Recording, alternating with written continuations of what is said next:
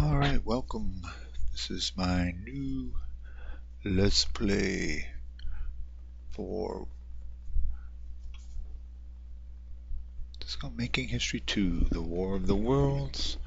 I know I got some not so wonderful reviews in the past, and um, I don't know, I've been playing this game, I guess they patched it up pretty well. I played through one campaign over the past few days, kind of got the hang of it for the most part.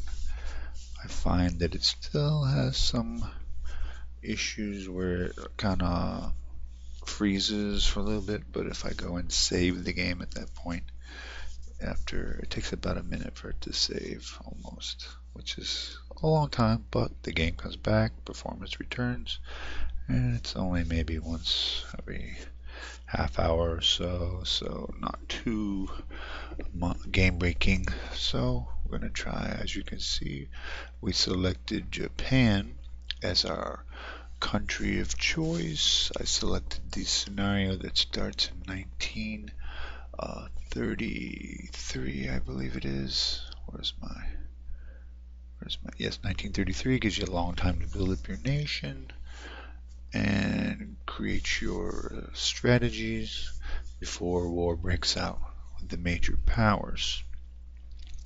So I'm kind of trying to explain a little bit as I go in case you don't know anything about this game. And here we go. I'm going to start. This is a turn-based game, so that means that unlike, let's say, Paradox's Plazas or Paradox Games' Hearts of Iron series of World War II, it doesn't play in real time, which I enjoy. I've tried that game, and it's not as enjoyable to me because the fact that you don't have time to think, things are happening.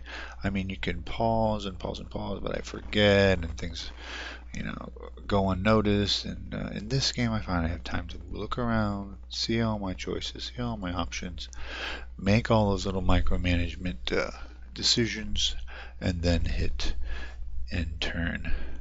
And that keeps me more on track, more focused, more able to plan and execute a campaign and expand without feeling all twitchy. And don't get me wrong, I like real-time strategy games, but just not in the grand strategy genre. That seemed to mix well with me. So here we go. We're going to look around a little bit.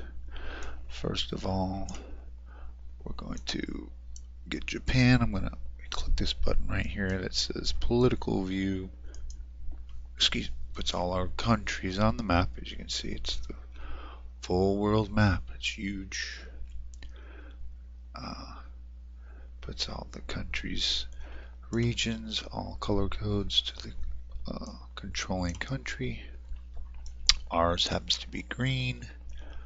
As you can see, if I mouse over any of these regions, they're called, not provinces in this game, it'll give you a little tooltip showing who owns it. As you can see, this one here is owned by USSR up north, and you left click and drag these map around, by the way. And this is Manchuria, which I may or may not have puppetized right now as in history, China, and so forth. Of course, over here we have, and I can click on the mini-map too to speed up the scrolling process. We have the US, which was the subject of my campaign that I played over the last few days, and that of course was kind of too easy. Of course, I had it on the easiest setting, thinking I was going to get steamrolled, and in fact I ended up steamrolling most of everything. So this game I started at normal on setting number 5. It goes from 1 to 10 in difficulty, so I'm playing this one on 5, see if I get a bit more of a challenge from the AI. Some funny things did happen in another game that definitely not historical. I think Lithuania and Poland alliance ended up taking over half the world, but that's another story. So here we go. We'll go to our first province. Click on it. This is where Tokyo is located. We'll go to the province view first. Click on it, any space that doesn't include a unit icon, as you can see. And you can zoom in pretty close. I kind of like that. And then you come down to the left. This is the information area dialog box. You click on this little maximize arrow. Boom. And that brings up the panel of the information for that region. Not for the city of Tokyo, but for the surrounding region that it's located in. First thing we can see is the status screen. It pops up first under the region status tab. Shows how many world power points this region is worth. It shows where those points are calculated from. The game calculates these world power points or value for the region based on these parameters. How much food production, how much oil production, which is 0 in this one. In this case, coal production, metals production, industry points, I guess they call them, what do they call them? Industrial production points, IPPs, or they might even call them IPUs, industrial production units. They use them interchangeably, I guess. And of course, research points. So they must have some kind of university here to get that 1 point of regional or research points. Revolt risk none, that's great. The stability of the region is 100%. It goes from 0 to 100. When it starts getting below, I think it's 50 or something, there's a chance that they will rise up and rebel against the authorities, which is you. The national stability is 50, so this is an exception to the country's rule. The regional nationality of the people is Japanese. Their culture is Yamato. Ethnicity Japanese. Religion is primarily Shinto. That's the total population of the country. I think that's no, that might be, yeah, that's the country. Gotta be 16 million. Supply rate, the ability for units to resupply and fuel and things like that, and ammunition, is 100%. You can see that actually when you go over here to the mini map on the right hand side and you hit the supply icon, it'll change. Green being 100% and then lesser. After you get out of those zones, you don't have that supply bonus. Alright, back to normal mode. Region projects. These are possible projects that you can invest in and create. All these things have a little information button. When you click that, it'll shoot you right to the encyclopedia listing with an explanation of that particular game feature.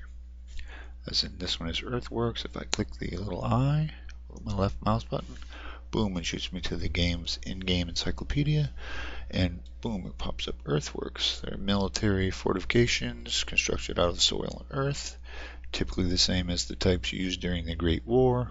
Trenches, pillboxes, and obstacles such as barbed wire. They're quick and inexpensive to build and require no resources. So it takes 5 turns to build. MPU, that's manpower units. All countries have a manpower. You got to have available manpower to assign to these buildings for them to work or to even, to build. That's the maintenance cost per turn to support this infrastructure. How many hit points it has when it gets in battle. Maybe attacked by enemy strategic bombers or artillery or whatever, can be destroyed. The defensive hit modifier percentage, that means any units in that region, they gain a plus 10% advantage in their defensive abilities by having this feature built. back out of here and back to the region. And now we have the region production tab. This shows you how many slots of resource production are available for this region alone. That means that this region actually has coal, right? Coal is a resource. Right here you can see it on the main map. And in that, this particular region has 3, 6, 9 slots that you can upgrade and build coal producing resources. Also, it has food output down here on the bottom. Same thing, 9 slots that you can use to initiate food production or build like farms, and these would be considered mines. These can be built by the player. They don't build on their own. You have to manually initiate the process, but you can queue them up and they will build over time. This particular coal mine, if you clicked on it, you can choose between coal pit, which is like the, we'll choose it. It's like the least, the one that generates the least amount of resources. Boom. And it takes 5 turns, as you can see in projects. Resources. It takes 5 turns to build. It takes 40 manpower out of your manpower pool, which, as you can see when I mouse over the icon up there on the top, that our manpower generates at the rate of 68.55 manpower units per turn. So it's constantly growing, but at different rates as the game goes on. So this coal pit's going to take 5 turns to completion. It's going to take away 40 of these manpower units initially, right? And this little progress bar will fill up as the turns pass until it completes. You can always change or cancel the production if you don't want it for some reason. You hit the wrong button, whatever. And how you add it is you click the plus button. So we'll put it back, because you'll find in this game, I found that resources are really, really, really important. You can't build anything without all the units take one form or another of these resources to build. So enough of the region.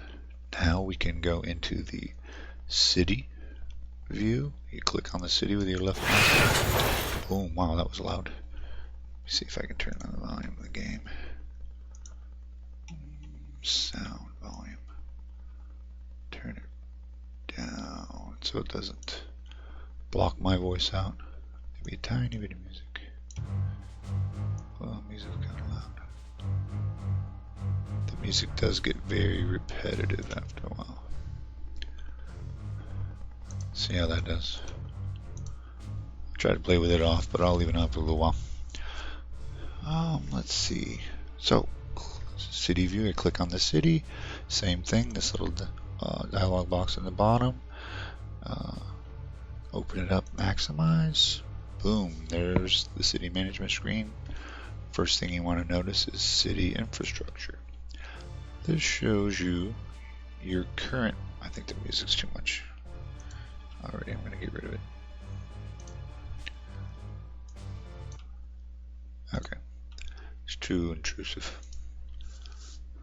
City infrastructure, but tab rather. Currently this city itself has a production capacity of 30 units, all generated by these 2 factories down here in these tabs. These will display what I've already built. Looks like this one generates 10, this one generates 10, and I believe because Tokyo is the capital, you get like a 50% bonus as a result. Maintenance costs for everything, $10 million per turn. And you have 550 manpower working in the factories. Your labor efficiency is 0.05 hundredth per manpower unit.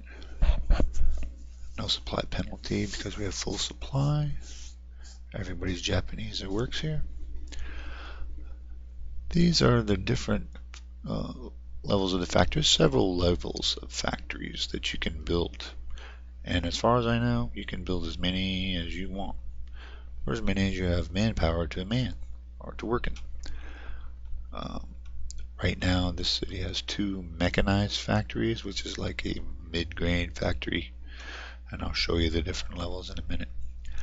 It has a munitions plant, an aircraft plant, a shipyard, a university, which is a research facility, as you can see down here, a military academy, a naval academy, and an Air Force academy. It's got it all as far as supporting the research of the different branches of the military.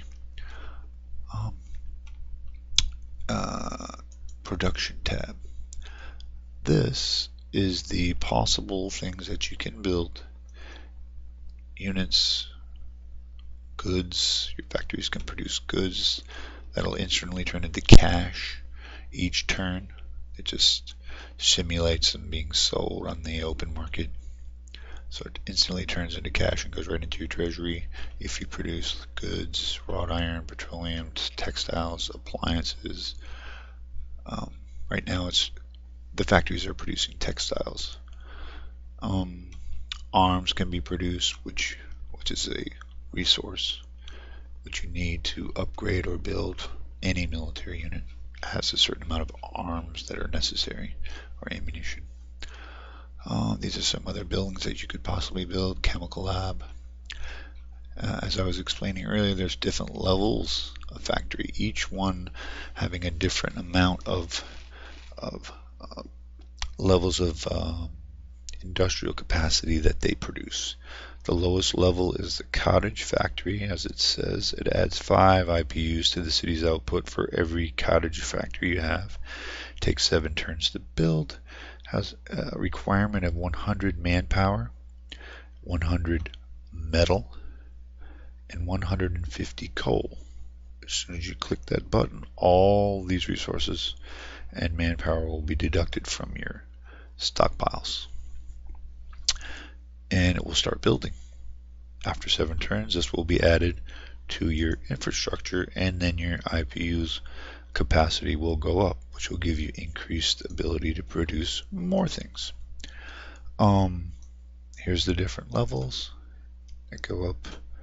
Cottage factory starts, that produces 5. Mechanized factory, which are the ones we already have, 10 IPUs each. A large factory, 15. And then there's an upgrade that you can institute to upgrade the previous version, lower version, to the higher version without incurring the full price. So you can upgrade your factories as well. Each level has a little bit better benefit. Mostly it costs more resources for each level. However, the manpower percentage goes down. So in the long run, it's taking less men to run bigger factories and put more output out. So it's more beneficial later game.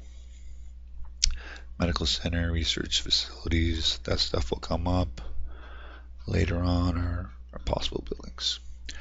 These are also things that you can build on these tabs according to what buildings will allow it. And like I said, this city has a military academy, naval academy, Air Force academy. So, oh wait a minute, that has to do with the research. All we need is, if you have a shipyard, you can build naval units. If you have a aircraft plant, you can build air units. If you have a munitions plant, you can build artillery related units. And any city, regardless of whether they have any specialty buildings at all, can always build infantry units. So back here you'll see land forces, and I'm just about reached the limit of my video time, so I'm gonna have to cut this one short. Look for me in part 2 of the World Making History 2, War of the World. Thank you for listening, and see you later. Bye.